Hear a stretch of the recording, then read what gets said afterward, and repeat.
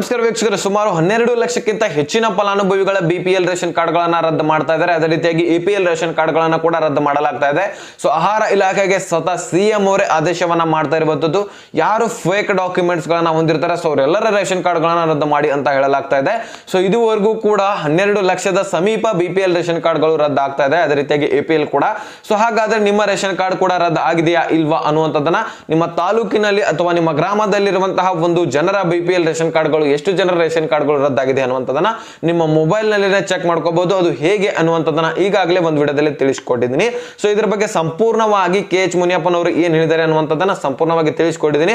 So ಇದೇ ರೀತಿಯಾದಂತಹ ತಮಿಳ್ನಾಡು ಮುಖಾಂತರ ಒಂದು ವಿಡಿಯೋ ಸಿಗುತ್ತೆ. ಆದ್ರೆ ಎಲ್ಲಿ ಅಂದ್ರೆ ಹೈಲೈಟ್ಸ್ ನಲ್ಲಿ ಅಥವಾ ಬಯೋದಲ್ಲಿ ಯೂಟ್ಯೂಬ್ ಚಾನಲ್ ಲಿಂಕ್ ಇರುತ್ತೆ, ಎರಡು ಕಡೆ ಇರುತ್ತೆ. ಜಾಯಿನ್ ಆಗಿ ಇಲ್ಲಿಂದ ಒಂದು ಸಬ್ಸ್ಕ್ರೈಬ್ ಮಾಡ್ಕೊಳ್ಳಿ.